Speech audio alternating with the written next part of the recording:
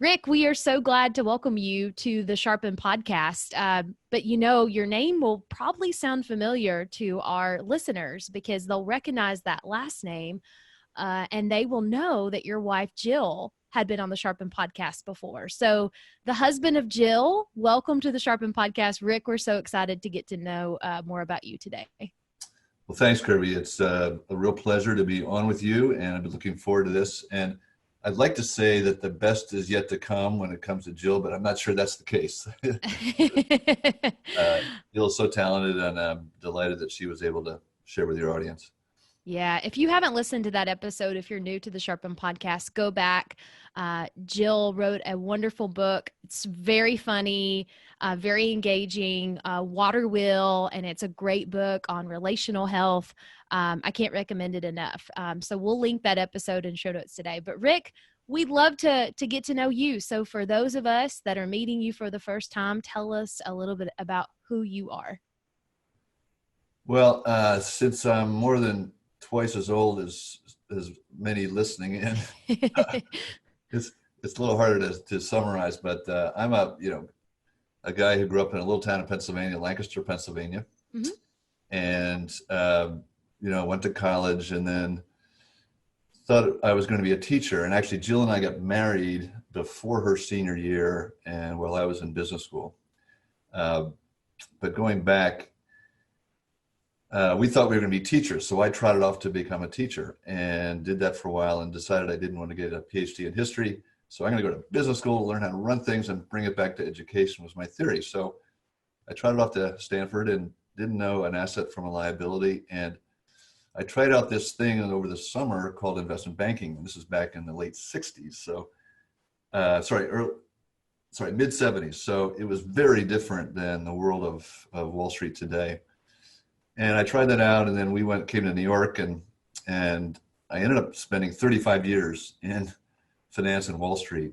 Mm-hmm. So that was a right turn. It became a long journey, and it was wonderful. It was hard. It was challenging. It was frustrating. It was all the above, like any career. Yes. Yep.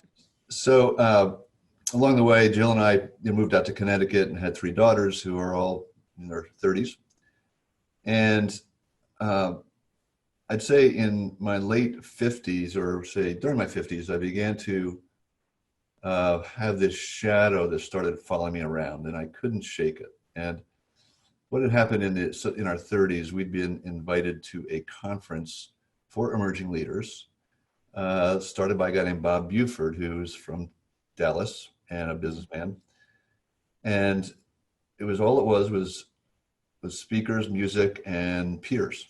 And it really was life-changing in many ways. And we went every year for 15 years.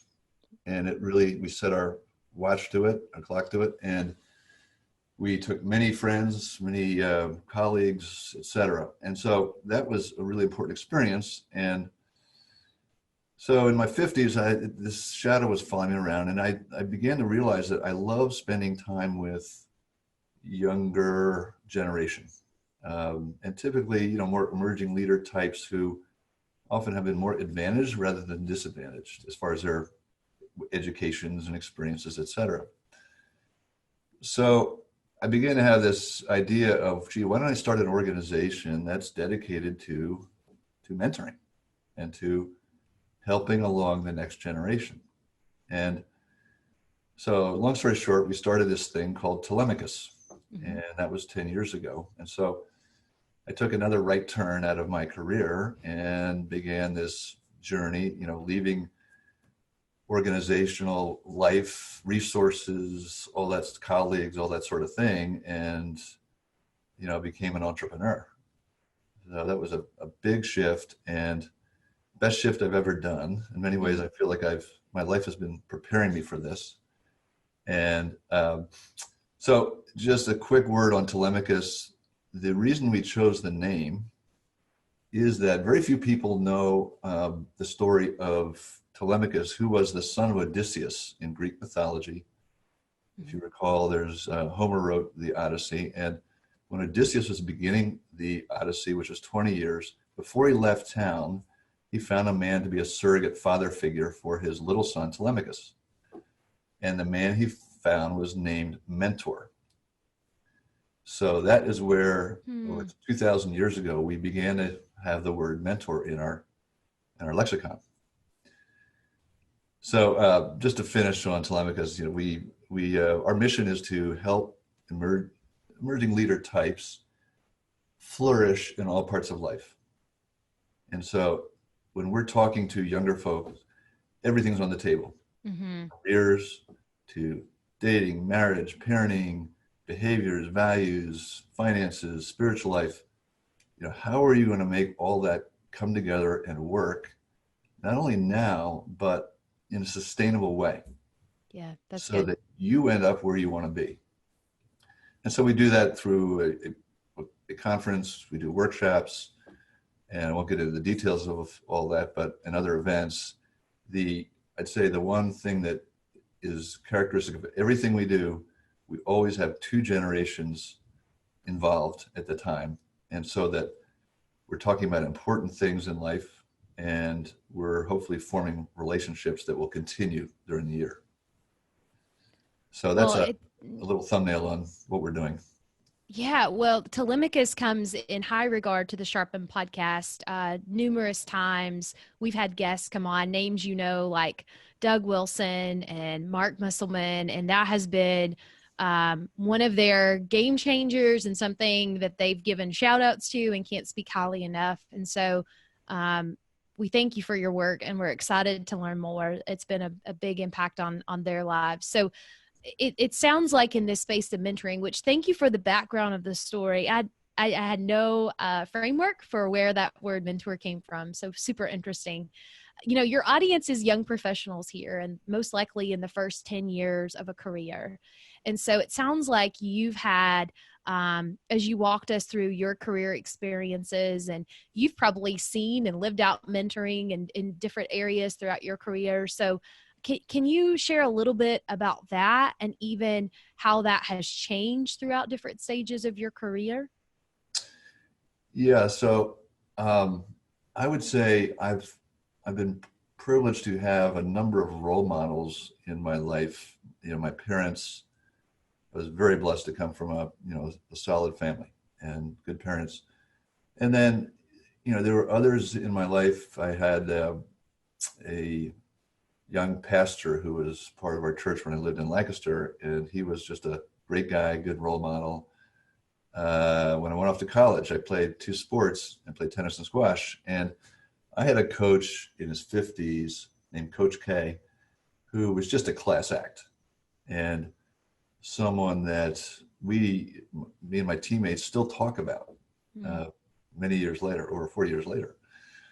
And it was very formative. And it was interesting that when I say role model, because I almost don't remember anything he said. Yeah. But he had a huge influence. In fact, the only thing I remember was before a match where we would be playing a team where they had a couple people on their tennis team whose, their line calls sometimes were in question.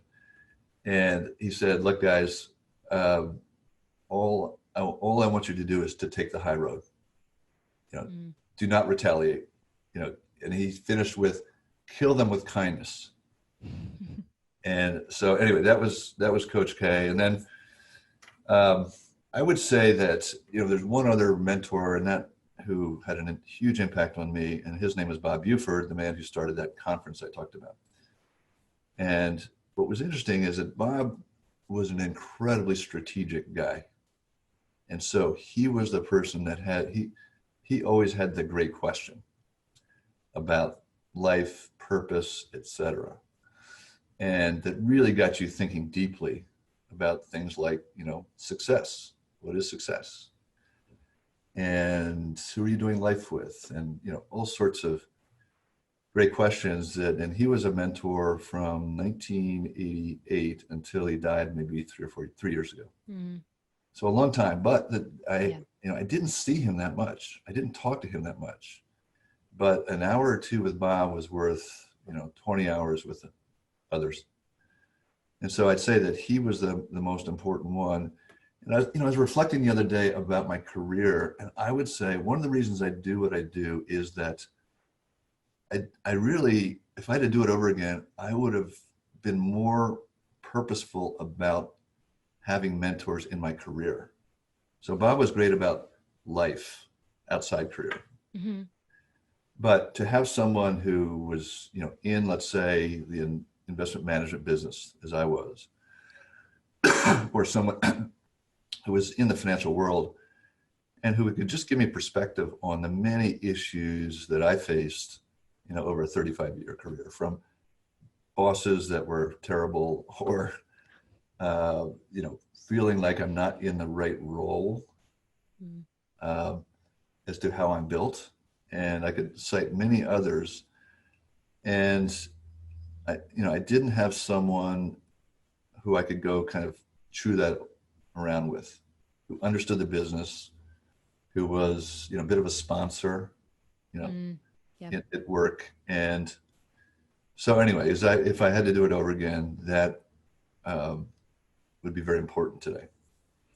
Well, and I love you've given us a call out, a point of reflection, and then of course an action as young professionals is, so who is that, or who is that group of people in your career? And if your answer is, I don't really know right now, that's probably something to spend some time thinking through, and who that might look like in your particular industry. So I love what you share about some of those mentors. I think it's such a beautiful reminder of the gift of mentorship, and even to your point of, I don't remember a ton of what the coach said, but this is what I remember about his life and his character. So as our individual on the podcast, Rick, when you wake up in the morning, you're thinking about mentorship, right? I mean, this has been your world and your space. So reflecting on your experiences, knowing the data that and everything else as far as the work that you do on a daily basis, tell us a little bit more. And I know this sounds like probably a simple question, but what is exactly mentorship? Because it's a word, or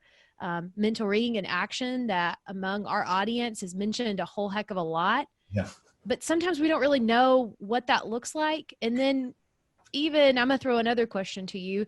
Based on, you talked about some key mentors in your life. Tell us a little bit about what's the same for mentoring as it has been for ages, and maybe what's a little bit different now. Yeah.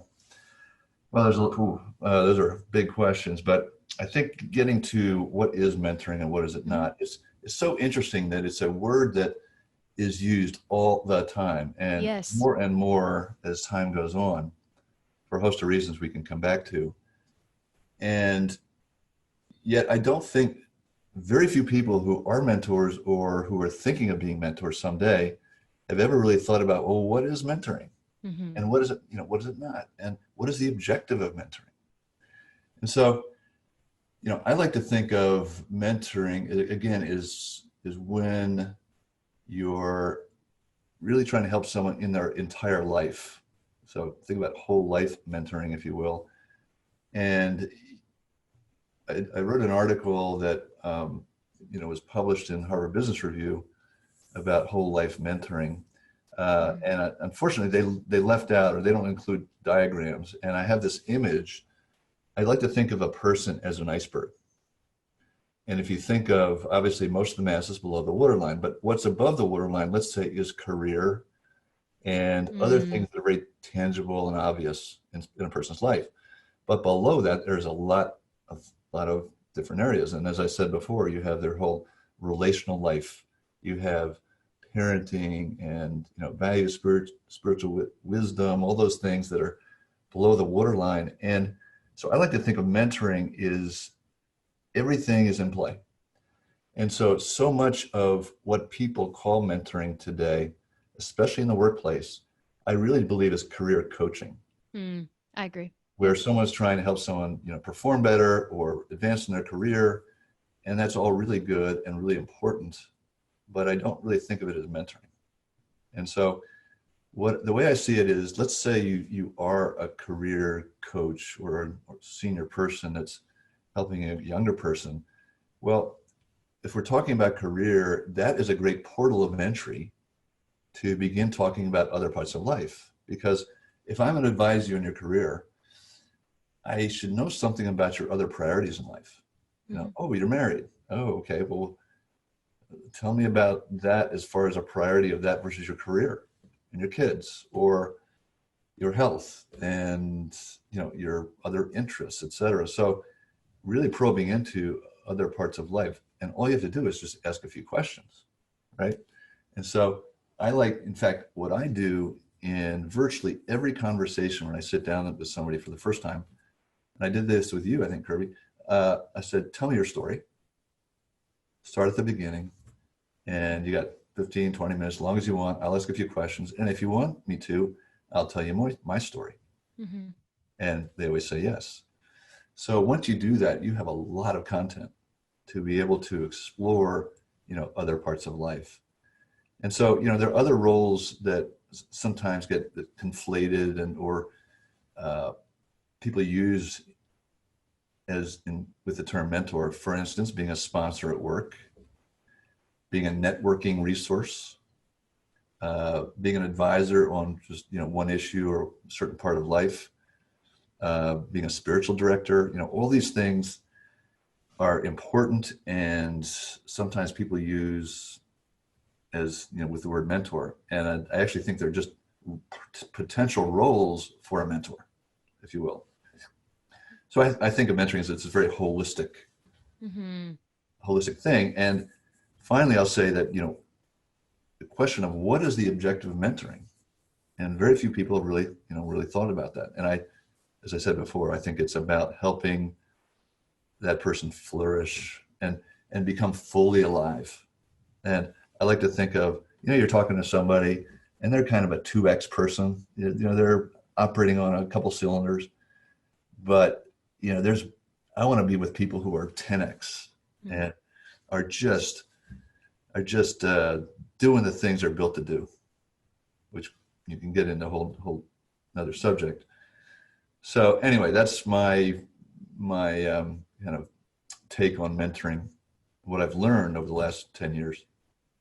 Well, and I love what you shared about, you talked about your mentor, Bob, and you even talked about in your own mentoring experience, the art of the question and how it's not necessarily a complicated question, but they're really profound ones, like what is success? And even, well, would you tell me your story? And so that sounds like a hallmark of a really good mentor, but I'd love for you to share with us too. We've got a lot of mentees and even coachees and sponsorees. I don't even know if these are words, Rick, you can correct me, that are on the podcast. And so I would love for you to even share with us, hey, where I've seen these be very fruitful and for both people, both the mentor and the mentee, to be those life-giving, life-filled people that you talked about, because it's so darn contagious, and those are the people that you want to be in the room with. Right. Tell us a little bit about what you've seen in their relationships and how they work and they operate. Oh gosh. Well, there's I guess it really gets to one of the questions is, and I'm sure is on people's minds, is how do I get a mentor if I don't have one? Yeah, right. And so I was thinking about that question and wrote down about 5 or 6 what I would think of as my to-dos, recommendations for a mentee looking for a good mentor. And the first would be to really choose wisely, as to someone who has, first of all, some relevant experience with you, just some, whether it's career or it's, certainly in the workplace, then it's easier there, but just someone who you sense you could benefit from their experiences, as well as someone that you just have this intuitive respect of, and someone who could be a good role model. And you feel some sort of affinity, even if it's just you met them briefly. So, that's choosing. And then it's, okay, well, how do I get engaged? And so what I say is, date, don't ask, in the sense of, ask for, hey, could we get together, have a cup of coffee? I really love how you do a lot of things. I'd love to get some of your perspective. Anything to just set the hook. Hey, can I buy you lunch? And so hopefully you have that meeting, and don't be afraid to ask. It's okay to be turned down. Some people will say, I'm just too busy, can't do it right now. That's fine.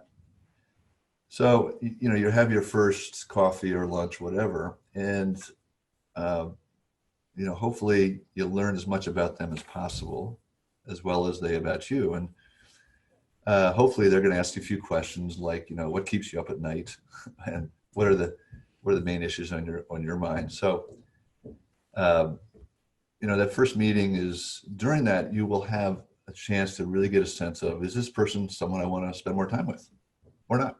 Not always going to happen. And so it's what I would call iterate, right? And just every time you have a meeting, you have another chance to say, well, should we continue this or not? And that person is probably thinking the same thing, right? Mm-hmm. So there's this sort of mutual dance that's going on. And I don't really like to say to someone, well, you're my mentor, right? They're just good advisors. Yeah. So I think too, to be respectful of time is really important. Mm. And everybody's busy, everybody's got full lives. And so, hey, John, what's the best time that we could get together that really works with your schedule? I want to, and so, or gee, meetings can be sometimes take a lot of time. And so I would offer, could we do a call or a Zoom and, use technology rather than absolutely having to have a meeting. Mm-hmm.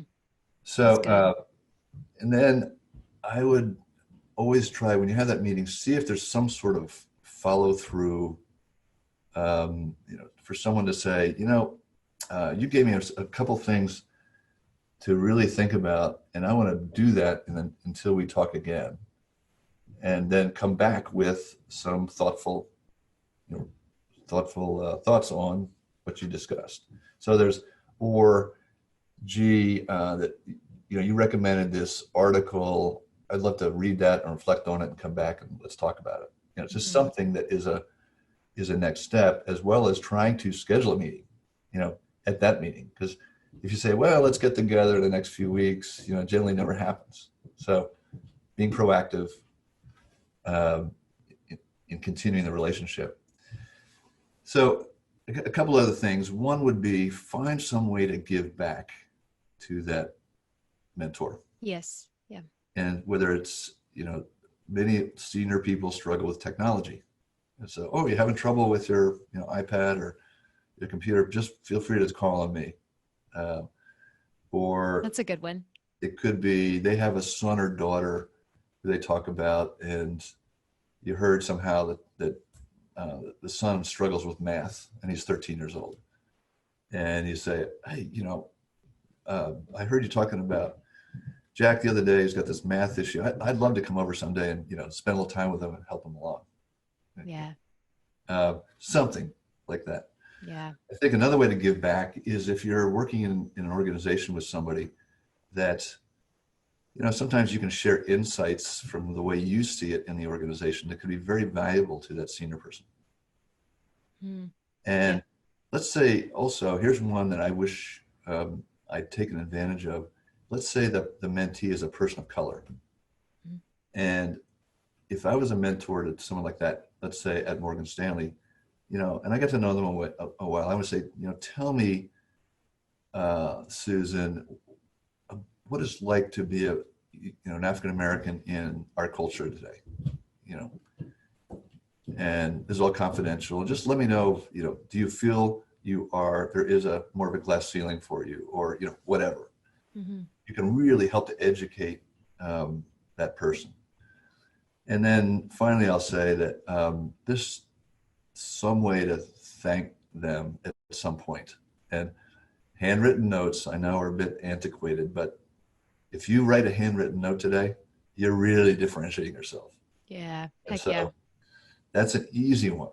Or, if you have a little bit of money to spend, what I'll do if I have, send flowers to their spouse. Let's say I've got a man and I know I've met his wife, and I send a little flowers to them and just say, hey, uh, Alice just wants you to know that you're married to a great guy. Something like that. So those are some hopefully helpful thoughts about trying to develop a mentor, which is not easy. Super helpful, Rick. These are all the things I think back to even just conversations with friends of how's work going, what's new, and then if the topic of mentorship comes up, you've walked us through all of those challenges along the way. I love your idea of date, don't ask. It's such a great such a great way to think about getting to know a mentor, and even in the follow-up and the thank yous. Those are really powerful. And even the call outs to what, that inner circle of whether it's a son or a daughter or a spouse. And because I know sometimes when I talk with other young professionals, I want to thank this senior leader in my company, this mentor, this coach for all that they've done for me. But they'll be like, well, Rick, they've arrived. They have everything they need. They, fill in the blank. And so it can be really hard. And you've given us super easy ways that are very meaningful to just stop and say thank you. So I think that's a really, really good framework there. As you think about the work that you've done in Telemachus and that you are doing, and I'd love for you to share additional, I know you told us a little bit more about the background of Telemachus, but what do you get excited about thinking about your all's model of mentorship and intergenerational relationships? Because that's at the heart of what we just walked through of finding and getting a mentor, right? So I'd love to hear what kind of awakens your heart and your mind as you think about mentorship. Yeah.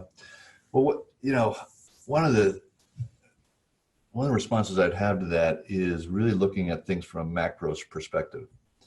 And it dawned on me a while back that, mentoring, if you go back to tens of thousands of years ago, so we were living in tribes, right? And so you were always with your parents, your family ecosystem at all times, on the hunt, around the campfire, etc. And how were values, wisdom, spiritual traditions passed on? It was through that mechanism. And then, we got more villages and agrarian lifestyle, etc. Well, the same things at work. You're always with the next generation, and maybe two generations if grandparents are still around. And so you always have this intergenerational contact, and you had role models in your life that you could cherry pick from, and you got some mentoring along the way, although it would be very organic, right? So then we become more urbanized. Yet for so many years, you tended to be born, worked, and died in the same place, right? And with the same kind of community. And so, and you had unions and guilds and apprenticeships and all sorts of ways in which, skills and values, et cetera, were passed on. And I think we've had this sea change about, let's pick it 50 years ago, when life began to change. And let's say, take your millennial generation today. So, your audience. Well, how many, I was with a group of millennials the other day, and there were 20 of them, and I asked them, raise your hand if you're working, you're now working and living in the town you grew up in. 1 out of 20. Now, I believe it. So, so many people are, hey, I grew up in Indianapolis, and then I moved to Chicago, and then Boston, and I ended up in Nashville, right? And so because of that, your intergenerational relationships have been really diluted.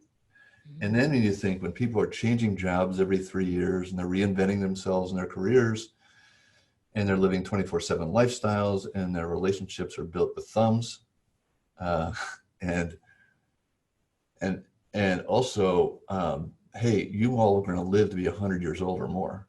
I hate to tell you. And so life has gotten really complicated for you all, and much more complicated than it is even when I was growing up. So at the same time, we have these generations have really kind of separated themselves.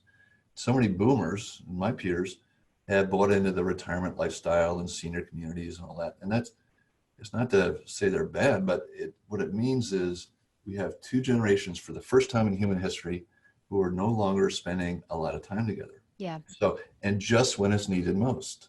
And Yep. statistics will say that most young people today want to have some form of mentorship.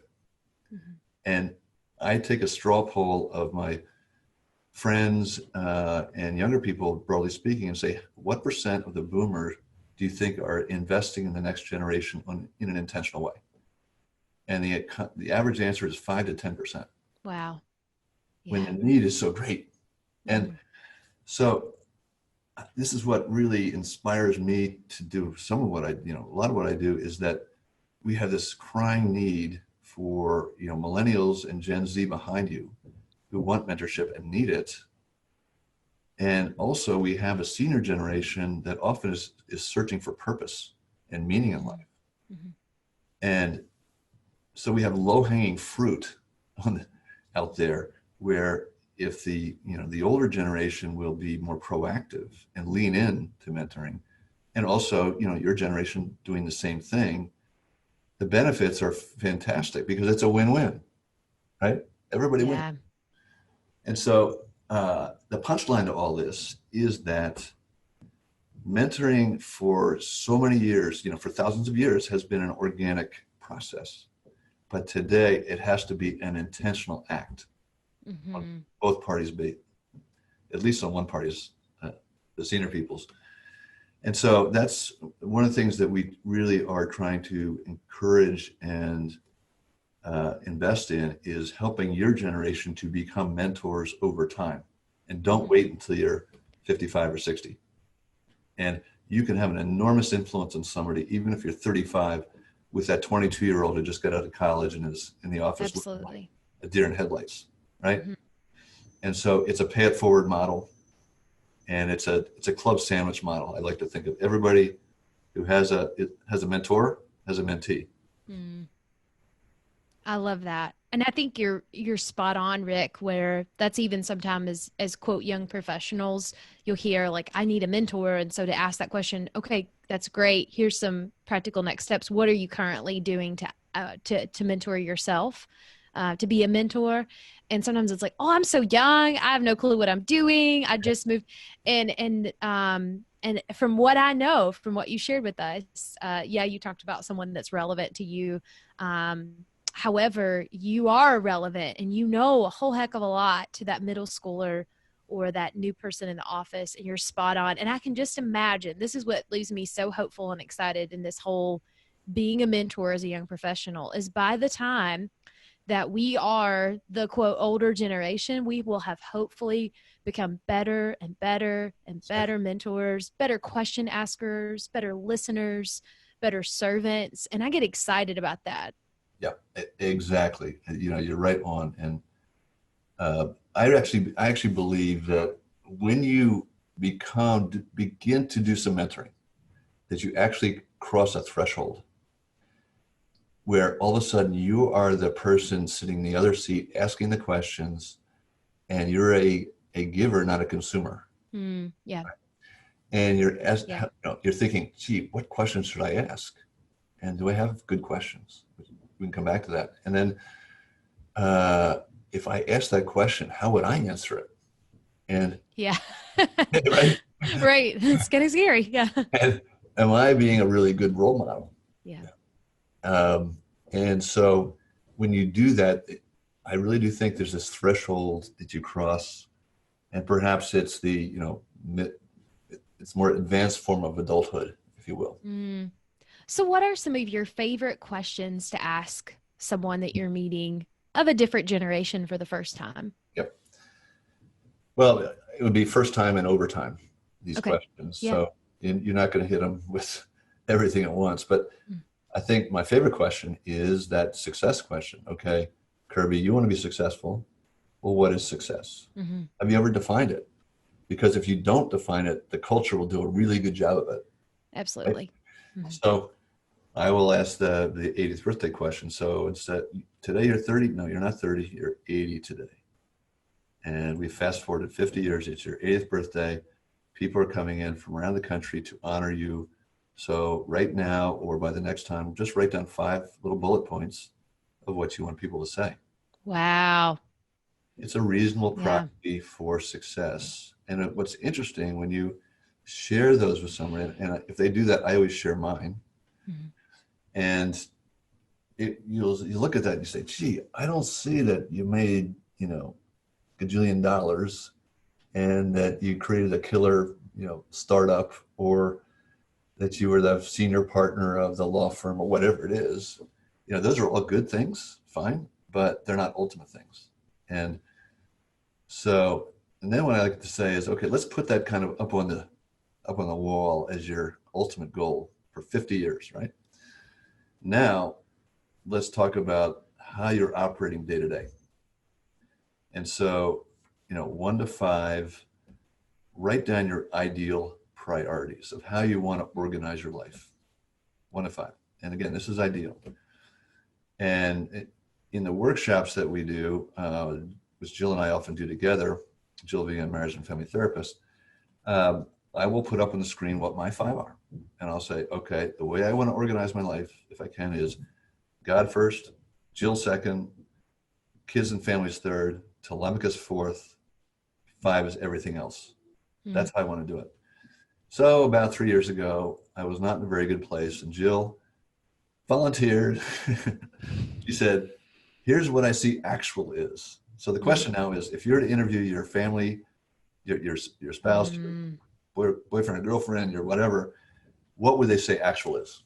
1 to 5. She said, what I see in your life is Telemachus first, golf second, Jill third, God fourth, kids fifth, something like that. So I had a real mismatch against my ideal, not someone else's. And so I had some restructuring to do in my life because she was absolutely right.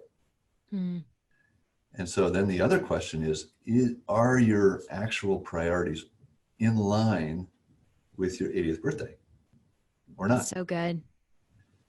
And so we have to, what we're saying here is you have to live very intentionally, because at your age, and those of your listeners, it is so easy to just be gunning it down the field. I got to be a success. So particularly career leaps to number 1, and relationships go second, and health and other things and behaviors have consequences, right? We reap what we sow. So this priority thing is really important, and one that needs to be revisited, right? Because here I was drifting. So another question I'd like to ask, which I wouldn't ask in the first meeting, would be, what is the time bomb in your life that could take you down someday, publicly or privately? And what's your weakness? And so, pick your poison: alcohol, drugs, infidelity, pornography, greed, anger, debt. We all have a weakness. And what is it? And so, and have you ever shared it with one person and maybe had some accountability about that? Because I think once we do share it, it reduces its power about 50%. Yeah. Right? It's the old AA saying, you're only as sick as your secrets. Right? So that's not a comfortable question, but again, I will often share what mine is, because I think as a mentor, it's really important to be as authentic as possible. Oh, yep. Yep. And what does it do? That levels the playing field. And it normalizes things. Oh, you're having some marriage issues. Yeah. Jill and I have been married 43 years. You don't think we've had a few issues along the way? Right? Yeah. And I like to say, most good marriages have at least one near-death experience. We've had 2. Right? So what do? Hey, you say, it's going to be okay, but we got work to do, to manage through this. And so what are you doing to improve the situation? Are you getting marriage coaching? We get coaching for everything we do in life. So why not get marriage coaching as a best practice? So that question can really open up a lot of doors. another area that I want to explore very early on, if possible, is this whole self-awareness subject. Because I find, too many people are not as self-aware as they need to be. So what I'll say is, let's unpack your toolkit. You are uniquely wired, gifted, aptituded, and let's begin to inventory that. And so, what are the things that people would say, oh, Kirby, you are so good at blah, blah, blah, blah, XYZ. And these are other areas where you struggle, where it's just a burden or whatever. And it's your development areas, right? Mm-hmm. And, what aptitudes do you have? And there are lots of assessment tools out there to be used. And I think they're, can be extremely useful as data for understanding what this iceberg looks like, right? Yeah. And so, and the one tool that I wish we had learned, Jill and I had learned 40 years ago, is the Enneagram. Yes. And, a shout out to my friend Ian Cron, who wrote the Road Back to You. Yeah. Because I think the Enneagram is an amazing tool. Mm-hmm. And it has helped Jill and me in our relationship. I understand now why she does some things that she does, because she's a perfectionist. And so she'll do some things that drive me nuts, but now I can say, okay, that's just, the way she is. It's not going to change. Mm-hmm. And vice versa. And also it gives you self-compassion. Yeah. As far as, understanding yourself and not beating yourself up, and just seeing, how am I viewing the world? I'm a 2 with a heavy 3 wing. So I'm a helper and I'm an achiever type. So the tools are really helpful. And then there's a lot you can do with that, and a lot of questions that come. Well, you've given us a toolkit today. So I know you and I both have a mutual respect and love of edge mentoring, and I serve as an edge mentor to 4 young women. And so if you kept seeing me, Jotto, I've got a list of notes, Rick, of these questions. And I even love the idea of, you can insert, you talked about your priorities 1 through 5, but you can really use that 1 through 5 kind of format for a lot of different areas that whole life mentoring. And so what a very simple way to approach it that really creates really good conversation. And you'll love this. We did an Enneagram series for young professionals.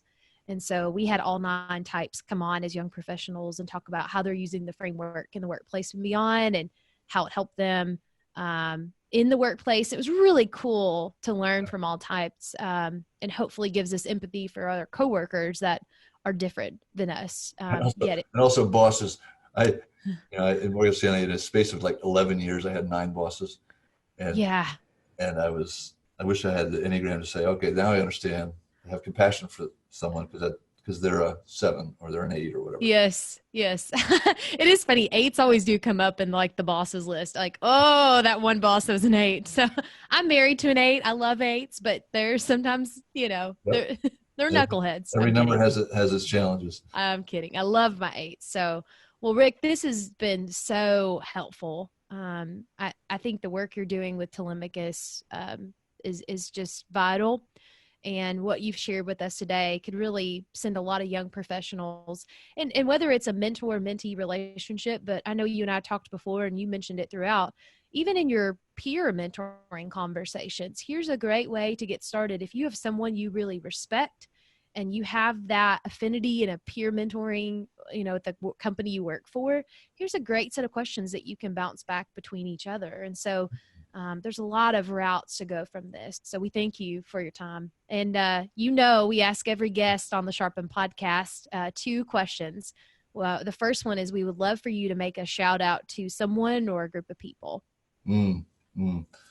Well, I would like to shout out to Jill, as she has, been an amazing partner in life for 43 years. We've known each other for 46, starting when she was 18.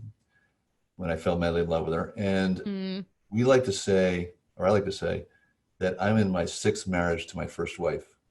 And it is so true. The Jill I met at 18 versus the one at 28 versus 40, et cetera. So, and anyway, it's been a great journey and many more chapters to go. Well, we're a huge fan of Jill over here on the Sharpen podcast as well. So we'd love to hear from you. What's been a game changer? Again, back to the that conference that we went to called the Foundation, and there's nothing like if you're a couple, but if you're a single person, to get away from your day-to-day life and be in some form of retreat form where you're really being pressed to, look into your life. Mm-hmm. And so that, changed the trajectory of our life, and it was Jill's too at the same time. And so, and this, Bob has died, but his wife, Linda, is still alive. Maybe she'll listen to this someday. And just want to thank her for all that she did in making that game change possible. Yeah. Well, what a great call out as well for some retreat spaces, a couple or individual here. So, well, Rick, we've so loved having you on Sharpen. We're definitely better for our time with you today. So thanks for joining us. Well, thank you, Kirby. You're doing a great service to everybody, and keep going.